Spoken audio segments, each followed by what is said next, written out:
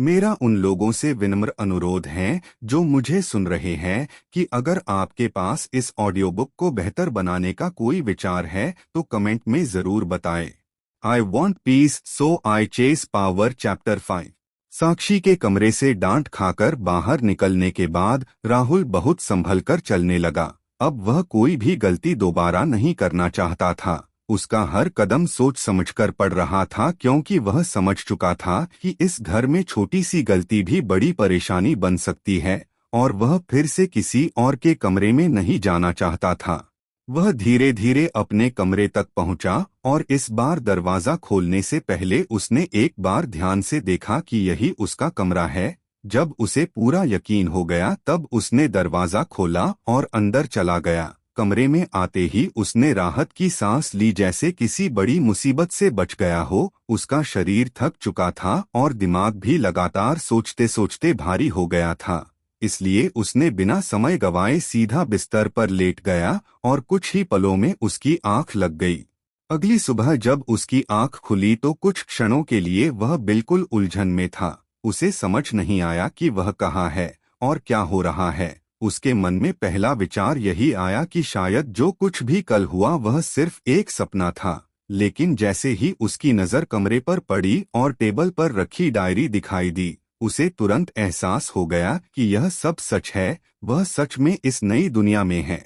जब वह उठ गया बैठा तब उसके मन में एक और अजीब बात चल रही थी। उसे अपने सपने के बारे में याद आया। वह सपना सामान्य नहीं था। वह ऐसा लग रहा था जैसे वह कोई फिल्म देख रहा हो, लेकिन उस फिल्म में जो इंसान था वह खुद नहीं बल्कि राहुल वर्मा था। और वह सब कुछ तीसरे व्यक्ति की तरह देख रहा था, जैसे कोई बाहर खड़ा होकर किसी की जिंदगी देख रहा हो। यह काफी रोमांचक था। उस सपने में उसने राहुल वर्मा की जिंदगी के कुछ हिस्से ही देखे। उसे यह भी समझ आया कि राहुल वर्मा अपनी किसी भी शक्ति का सही इस्तेमाल क्यों नहीं कर पा रहा था, क्योंकि वह अभी स्तर 0 पर था। इस दुनिया में शक्ति को स्तरों में बांटा गया है, जैसे स्तर 1, स्तर 5 और स्तर 10, और स्टेटस पैनल ने भी इस बारे में नहीं बताया क्योंकि स्टेटस पैनल केवल स्तर 1 से दिखाना शुरू करता है। उसे यह भी पता चला कि हर 10 स्तर के बाद एक बड़ा उछाल आता है, जिससे इंसान की ताकत अचानक बहुत बढ़ जाती है। यहाँ हर व्यक्ति 18 साल की उम्र के बाद ध्यान जैसी विधियों से अपना स्तर बढ़ाना शुरू करता है। यह इतनी सामान्य बात थी कि पिछले राहुल वर्मा ने इसे अपनी डायरी में लिखना जरूरी नहीं समझा था।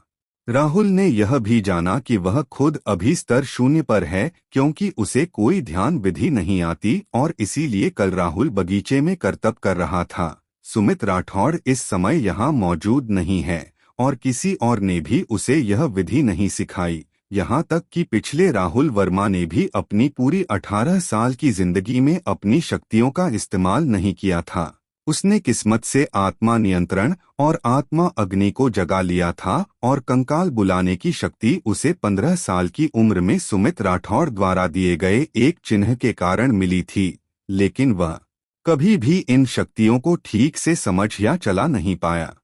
यह सारी जानकारी राहुल को अपने उसी अजीब सपने के जरिए मिली थी जो उसे साक्षी के कमरे से निकलने के बाद सोते समय दिखाई दिया था।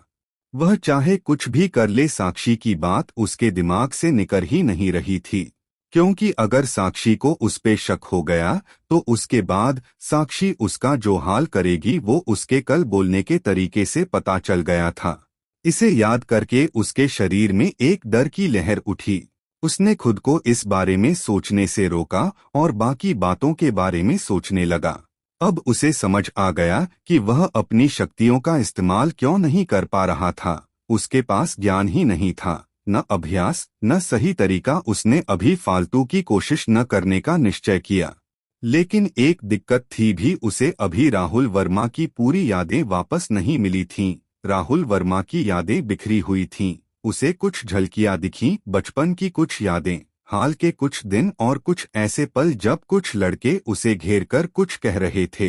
पहले तो राहुल को लगा कि यह उसे परेशान कर रहे हैं और उसे उसके लिए सहानुभूति महसूस हुई। लेकिन जब उसने ध्यान से देखा तो उसने पाया कि उस समय राहुल वर्मा मुस्कुरा रहा था। तब उसे समझ आया कि यह तंग करना नहीं था बल्कि दोस्तों के बीच की सामान्य बात थी।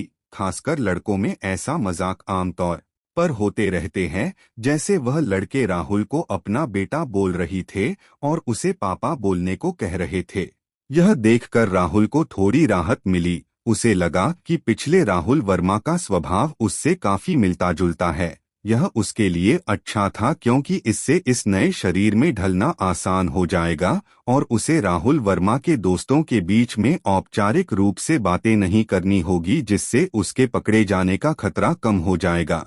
कुछ देर तक चुप बैठकर उसने अपने दिमाग को शांत किया और सब कुछ अच्छे से जोड़ने की कोशिश की ताकि जरूरत पड़ने पर वो तेजी से माहौल में ढल जाए। फिर उसके मन में कल रात का बगीचे वाला दृश्य आया और उसने हल्की सी सांस छोड़ी। अब उसे साफ समझ आ गया था कि बिना ज्ञान और अभ्यास के वह जो कर रहा था वह सिर्फ बेवकूफ़ी थी और इसका कोई फायदा नहीं जब तक वह कोई मेडिटेशन तकनीक नहीं सीख लेता, क्योंकि बिना मेडिटेशन तकनीक के चाहे उसके पास कितनी भी शक्तिशाली एबिलिटी हो वो उसका उपयोग नहीं कर पाएगा।